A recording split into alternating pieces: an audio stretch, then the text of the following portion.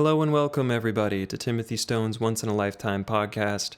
Today, I'm going to be taking you through some really important moments to me in my musical journey. These are going to be artists and songs from these artists that really were a turning point for me. With each tune, it really sort of reset my direction as an artist, and I wanted to share that with you guys. So this is for my class, Computer Apps for the Indie Musician, and I want to preface with that for the fair use laws for copyright purposes. I'm going to be playing some 15-second snippets of these songs, and although I can't get the copyright from these artists, fair use covers the use of these materials for commentary and scholarly purposes, which this falls under both of those. So I'm going to take you through these things, and then we're going to go over my most recent release myself, which came out on January 29th. It's called Since I Found Your Porn.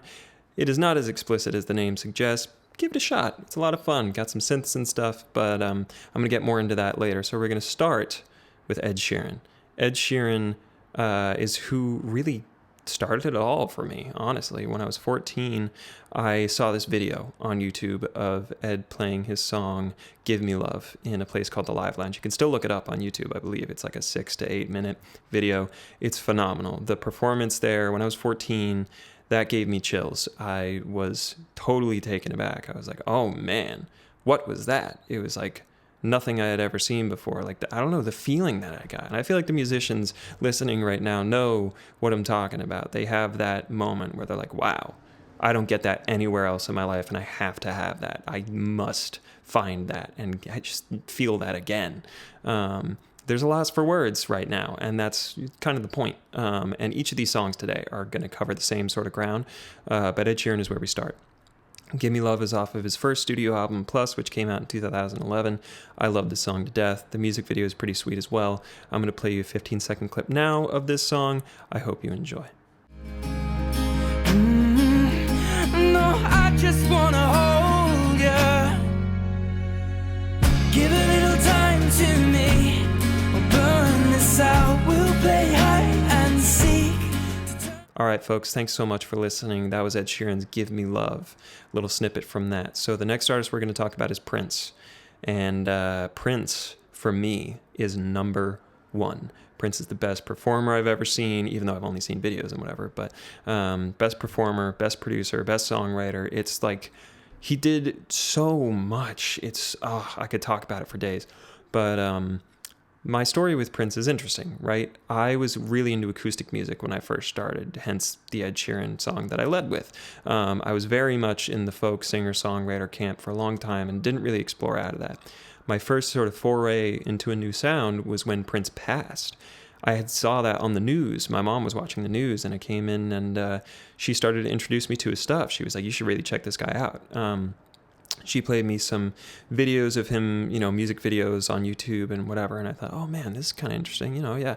And then later I was curious, and Spotify wasn't really in the primary music streaming services kind of thing at the moment. So I was using Apple iTunes, and I tried to buy a Prince album. I had no clue of his problems with record industries at that point. So all I could find was a compilation album titled Forever, which had a real cool picture of him on the front. It's pretty rad. It's got 40 songs, and it's $20, right? That's a lot of music. That's a fair amount of money for a 14-year-old kid, right? So can you believe this? I accidentally bought it. I was trying to add it to a wish list or whatever. I didn't even really know what I was doing, but I accidentally hit the buy button, and I was like, oh man, what do I do now? How do I get my money back? I couldn't figure it out. So I downloaded it, and I thought, well, I guess I'll give it a shot. And this was, in the beginning of high school, that kind of thing. And so I started to take a listen, and I fell madly in love with his music. I was obsessed. I listened to almost nothing but Prince for 3 years, album after album after album. The amount of music he released, the quality and the quantity is absurd. Anyway, what I'm going to play for you today is one of the songs that hit me first off of that compilation album. It's a song titled Moonbeam Levels. Pretty sick song name. But what I find interesting about this song is that it was previously unreleased, and there are debates to be had about previously unreleased songs and what the artist had wanted. I was not old enough to understand any of that at the time or really have an opinion or whatever. I didn't know enough about this artist in the first place. But Moonbeam Levels is an exceptional song. I love it to death. And it really began my relationship with Prince and changed my direction as a songwriter, as an artist, right? When I was listening to Ed Sheeran and folk artists and stuff, that was kind of the max for me. I grabbed an acoustic guitar and I started singing songs, and I was like, okay, this is fine. I can do everything I want. But after sort of experiencing Prince's music and learning more about who he was and what he did with the music industry, I mean, the way he innovated is just... I could talk about it for days. He's the reason we have explicit stickers on music today. He's the reason that people use numbers for words, hence the title of the compilation album, Forever, the number 4, the word ever. He started all that stuff. It's amazing. He was one of the, I don't know if he was the very first, but he was one of the first to really make the move to distributing music online directly to fans through his website. It's just, I mean, I love this guy to death. And, yeah, so I'm going to play you a little bit of Moonbeam Levels. I love this song. That's why I picked up the electric guitar. So here we go.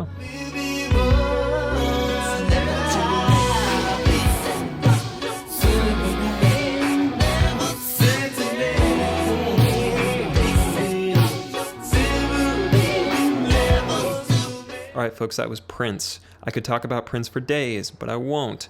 We're going to move on to Finneas. Finneas, as you may know, is Billie Eilish's brother and her producer, co-songwriter, I believe, as well. And this guy won Producer of the Year, I think, it was either 2019 or 2020, but he's got accolades on accolades. And that's not the reason I'm talking about him, though. The reason I'm talking about him is because I discovered Finneas in my first semester at Berklee. It was a whole change. You know, my experience right out of high school was kind of weird. I lived in a van for like a month with a girlfriend I had at the time, and then traveled around the U.S. via Greyhound bus, which is very inexpensive, but also not the safest thing to do in the world at freshly 18, but I did it anyway. And when I got to Berklee, I had, you know, it was a big change. I'd never been to college before. I didn't know what that was. On top of that, I had just taken a year off of school. So the one dude I knew from my high school who was going to Berklee was way ahead of me. So I didn't really see him at all. And we hadn't been super close friends in the first place. And on top of all of this, to save money on tuition, I was living with my grandparents in Gloucester, Massachusetts. I love that town and I love my grandparents. However, that's a 2-hour trip one way. I had to ride the commuter rail. Here's the thing, right? I had to drive from my grandparents' house to the commuter rail and then take like an hour-and-a-half train and then another half an hour T-ride to get to campus. It was a mess. That semester was crazy. And so all the while on that train, I was listening to Finneas's first EP, Blood Harmony, which came out that same fall. And in the same semester, he had come to Berklee and did a little conversation in the Red Room. And that room was a little small for the event, I think, in hindsight, because the line was around the block like 3 times. I was like one of the last 5 people to get in that room. And, you know, like with the rest of these things, it was life-changing. I got in there and I heard him talking about production. I was like, wow, I had no idea this could be so pivotal to, you know, how a song finally ends up, what it ties in with the lyrics and the chords that you wrote before and really expands on it and brings it out in this whole experience. I had been familiar with, you know, artists and singer-songwriters producing their own stuff. That's what I loved about Prince. I was like, man, that guy did it all himself, whatever. But I hadn't really, you know, delved into production very much. I was taking MTech at the time, as you do in your first semester. And so all the while, I was listening to Finneas, who's this crazy, innovative producer, and I was thinking, man, I wish I want to do that. I got to figure this out. It was the same feeling I had with Ed Sheeran when I thought, I need to write music. This is something I have to have this, whatever feeling I'm getting. I need it all the time.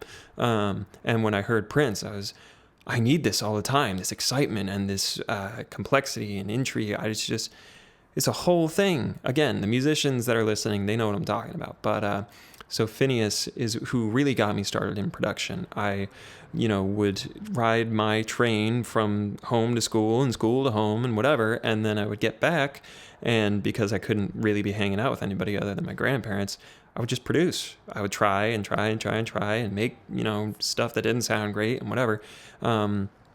But Finneas really had a big impact, and this song is what got me started with him. I like doing introductions. Can you tell? I think my favorite, book in a series is usually the first one, and particularly I'm referencing Lord of the Rings. Lord of the Rings is a great book series. Some of you may know, and the Fellowship of the Ring, that does it for me. Seeing Hobbiton, just getting the vibe, the introduction, your eyes are wide, and excitement and whatever. That's what I love. Not necessarily in songwriting, but just as what I admire in things. What is beauty, right? Let's get philosophical, folks. No. So, Finneas, I'm going to play you I Lost a Friend, another 15-second segment. I hope you enjoy. It's really something. I lost a friend, I lost a friend, I lost my mind, and nobody believes me. Say I know that he don't need me, 'cause he made... Okay, folks, here we are again. Thank you for listening so long. I know we're at about 10 minutes and 30 seconds now. I really appreciate the listen. I know this is a silly little school project, but I'm trying to get across something. I don't know. I feel like if I'm going to make a podcast, I want to make it real and talk about something I care about. And what I care about is music. And inside of music, the pivotal points are the things that I think are worth sharing. You know what I mean? So let's move on to the next one. So where I left off in terms of my story was I had just gotten to Berkeley, right? Discovered Finneas, I was obsessed, whatever. Among other obsessions musically, I didn't have a real big pivotal musical moment for a little while. First semester I had was fall 2019. Spring 2020 is when everything went online. Things were intense, but the world was in a weird place. So that kind of brought around the next musical moment for me, which was discovering the 1975. I am still currently obsessed with this band. And when I say obsession, I say and mean obsession. Like with Prince, I listened to almost nobody but Prince for 3 years. I didn't even make it halfway through that guy's catalog. With the 1975, they've only got 3 albums. That was easy money. So I've just been having it on repeat. And the song I'm going to play for you today is called If You're Too Shy. When I first heard this song, I am not kidding when I tell you it was on repeat for 72 hours. I didn't listen to a single other song. I found it one evening and, after a friend had shown me some music by them and I got interested, so I was checking things out. Or you know what? Here's the thing, I'm just remembering now, and this is cool to bring up real time, I think. A friend had shown me the 1975. This is true. What really got me interested in this song was another Berkeley Pierce cover of it that he did on, was it Instagram, I think? I can't remember. But this musician's name is Carter James, and, the cover was great. I thought it was rad. I thought it was a dope song. I thought it was Carter's song at first, and I was like, man, all right. Like, I would listen to this for sure. Then I realized it was a cover, and that it was the 1975, and I was like, oh, I need to go check this out right now. And like I said, 72 hours on repeat. I went to sleep that night repeating that song for like an hour and a half, woke up, listened to it like 15 times, took a break to eat breakfast and like do something else. Around lunchtime, I listened to it another 10 times. Then around dinner time, I listened to it another 10 times. Then I went to sleep for after another like 2 hours of repeating this song. I love it. And let me tell you, what I love about this song is the contrast, right? From the intro to the larger body of the song. And I'm not going to play you that in the snippet because it's more fun to get, to the good part later in the song. But I highly encourage you to go and listen to the full version of this song. There's the radio edit, I know, and that's great. But the contrast really does it for me. That's what I love. And so here we go. If You're Too Shy by the 1975. Thanks, everybody.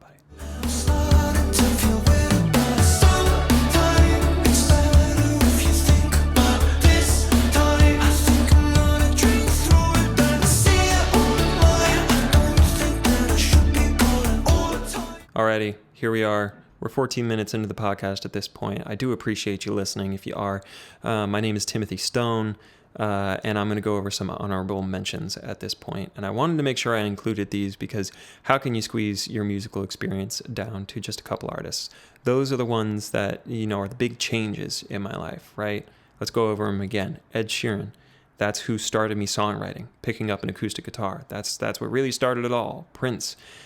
Perception changed. It was a whole new world. Electric guitar and synths and, the subject matter that he spoke about and just like the crazy energy from his performances, etc. Then we get to Finneas. Production. What is a song? How do I build that out? How do I make this from start to finish, really, and get what I want out of the song? And then the 1975, which I don't think I went into a little earlier about what really I started to discover in their music, but it was more along the production lines again still. But even so, I think the lyrical element is really special, and sort of the concepts that they write into the lyrics of their songs, but also produce into the songs themselves, I really admire. Anyway, some honorable mentions we're going to go over. At the top of this list is Hozier. Hozier is one, when I describe my own sound, what I'm trying to do, at least, is cross what I love about Hozier and Prince. Hozier, his lyrics, the way he writes is just one in a million. Take Me to Church blew up in like 2014, but his recent album, Wasteland Baby, he just announced a new one, but Wasteland Baby came out around 2019 or 2018, maybe late 2018, early 2019, but that album is just gorgeous from start to finish, and it's really, really special. His music is something. Seal, the R&B singer from the early 2000s, Kiss from a Rose, you guys know that one? My parents, when I was growing up, played me a lot of Seal, specifically Seal 4, the album. I played a song called Waiting for You for my Berklee audition, which is off of that Seal album. So props to Seal, thanks very much. Next one we're going to go with is Foy Vance. After getting into Ed Sheeran, Foy Vance supported him on tour a couple times and etc. So I had heard about him, checked out his music, and in all honesty, his music is really top for me as well. It's right next to Prince, truthfully, for me. His songwriting is so cohesive and raw, and it's just, I love it. The sound choices. He released 2 sort of like sibling albums from Muscle Shoals to Memphis, where he recorded in famous studios in both of those areas. And it's just live recordings of like soul and R&B music, and it's so cool because he's just this like dude from Ireland, and he grew up in the southern United States. His dad was a priest and going around, and so it's like this really interesting combination of like folk Irish music and like American soul and Americana. It's really cool. Other artists that I'd like to mention here, Imogen Heap. From a production standpoint, oh my goodness, I think if I had fallen more in love with her overall catalog, she would have taken either Finneas or the 1975's spot in those clips I played earlier. Imogen Heap is so rad. Seal, I played one of Seal's songs off of his album Seal 4, and when I'm saying Seal, I mean Kiss from a Rose Seal, okay? Yeah, now you know who I'm talking about. But it was a song called Waiting for You off of his first album. Or not first album, Seal 4. But it's phenomenal. That's what was played to me growing up. That's what my parents had going in the house a lot, and I love that album. Remy Wolf, right now, today, is sounding like nobody else, and I love that. Other honorable mentions, Clairo, the album Sling, is so rad. It's hard to come up with words, really, for how unique Sling sounded to me at the time. It's not like a groundbreaking album in terms of its sound. However, the way that it's sort of addressing like a 60s and 70s style of both arrangement and recording and bringing in all these influences, it's really cool. I love it. The Neighborhood, the guys who did Sweater Weather, they released an album recently, which was Chip Chrome and the Monotones. Phenomenal album. I really like that album. Really good. Major influence for me currently. I still go back and listen to that one every so often. Let's go with Alabama Shakes next on this honorable mentions list. I don't even need to say much. I think everybody knows Alabama Shakes. they're phenomenal. It's, oh my goodness, the emotion from the singer, the arrangements, just the sound choices, it's all top tier. And here we go. We're going to close out this honorable mentions list with, check it out, Fall Out Boy. Yeah, all right. Thanks for the memories. Yeah, so Saving Rock and Roll, or Save Rock and Roll? Saving Rock and Roll? Save Rock and Roll? It's got save as a verb and rock and roll as the other two words. So that album, I was actually listening to that right around the time I was picking up guitar. That I don't credit as sort of why I picked up guitar and songwriting, but it was right in tandem with Ed Sheeran when I was being exposed to that, which is kind of an interesting combination. However, it really hit me. The way they did the music videos for that album, so cool. All right, now we've closed out our honorable mentions list at this time, and we're going to start talking just a little bit about my recent release. January 29th, this song just came out. It's called Since I Found Your Porn. I'm going to tell you the story of this song, and it's a personal one. I'm not going to lie. What I strive to do in my songwriting is take what I love about the folk and singer-songwriter genre and those really personal lyrics and sort of put that together with what I love about Prince and really, more produced music with synths and soundscapes and whatever. Those are the two worlds that I'm trying to combine, right? So Since I Found Your Porn is a song about adult content and how my own experience led me to feel a little overwhelmed by that medium, and certainly a little bit of a commentary on how easily accessible it is. For me personally, there was a moment in my life sort of before and after being exposed to porn as a form of entertainment, a medium, whatever.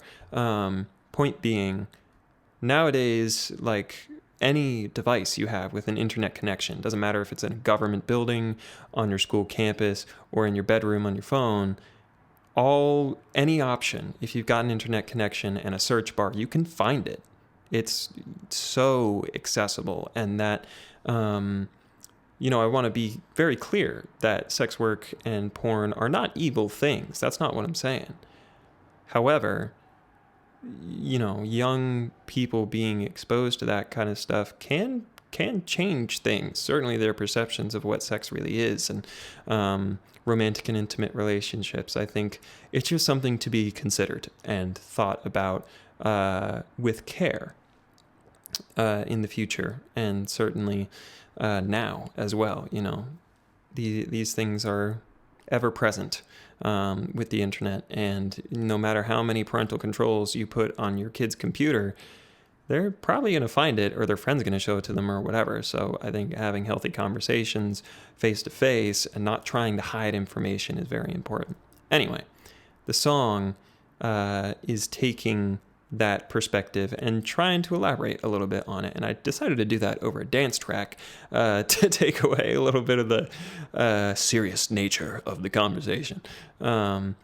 But yeah, this song came out on January 29th, which happens to be my birthday. I'm 22 now, which is kind of neat. But it is available on all streaming services. It's on Spotify, Apple Music, Amazon Music, etc. I would appreciate if you went and listened to it.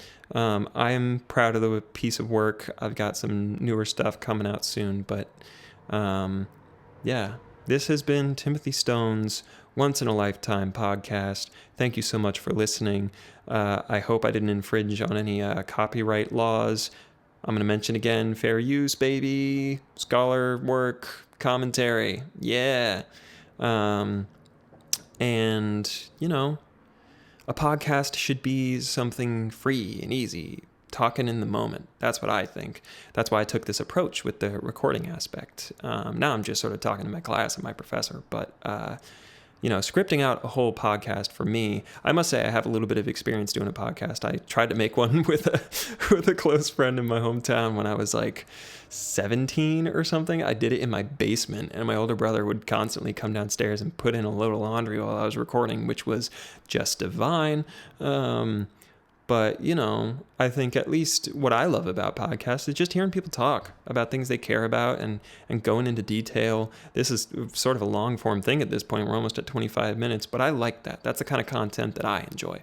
And so I wanted to make something that reflected that. That's why I took a very casual approach with this scripting process. Although I had everything, lined out and all that, had all my steps done. It should be a conversation with the listener, a one-sided conversation, but they should be feeling like they're being talked to. I think it's about loneliness, really. Okay, it's about loneliness. We're all lonely. We just want to have somebody to talk to.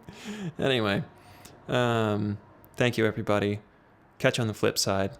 This has been Timothy Stone on all social media as @Timothy0 Stone. Thank you. Have a good night.